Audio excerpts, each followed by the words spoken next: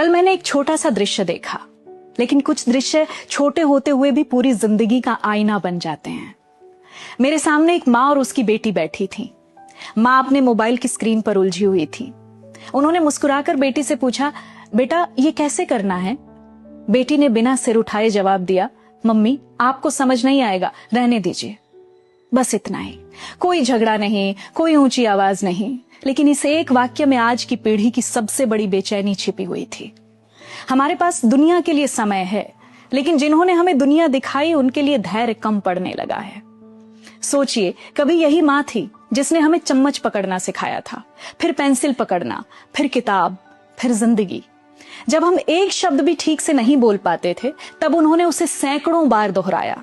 जब हम चलते चलते गिर जाते थे, उन्होंने हमें उठाने से पहले कभी ये नहीं कहा कि तुमसे नहीं होगा। जब हम एक ही सवाल 10 बार पूछते थे, उन्होंने कभी जवाब देना बंद नहीं किया। उन्हें पता था सीखने की सबसे बड़ी शर्त बुद्धिमानी नहीं, धैर्य होता है। फिर समय बदला, दुनिया बदल गई, तकनीक ने इंसान की गति बढ़ा दी, लेकिन शायद हमारे रिश्तों का धैर्य कम कर दिया। आज माता पिता स्मार्टफोन सीख रहे हैं, ऑनलाइन पेमेंट सीख रहे हैं, नई दुनिया के नियम याद करने की कोशिश कर रहे हैं, और हम कई बार उन्हें इस तरह से टाल देते हैं जैसे किसी अनजान व्यक्ति को टालते हैं। मनोविज्ञान में इसे रोल रिवर्सल कहा जाता है।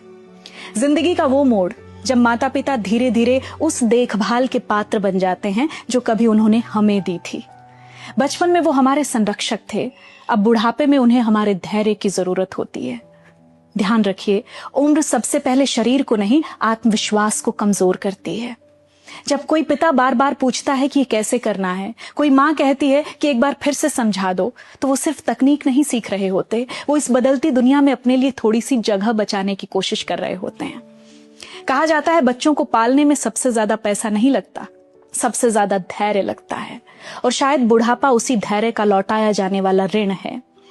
इसलिए अगली बार जब माँ या पिता कोई बात दूसरी, तीसरी या 10वीं बार पूछें, तो जवाब देने से पहले सिर्फ एक पल ठहरिए। याद कीजिए कि कभी आपने भी माँ कहना एक दिन में नहीं सीखा था, कभी आपने भी जूते के फीते पहली बार में नहीं बांधे थे, कभी आपने भी उंगली छोड़कर चलना एक ही कोशिश में नहीं सीखा था। तब उन्होंने आपका हाथ नहीं छोड़ा था। आज उनकी चाल बस थोड़ी धीमी हो गई है, रास्ता वही है, बस इस बार उंगली आपकी है और सहारे की जरूरत उन्हें है। क्योंकि जीवन का सबसे सुंदर चक्र यही है।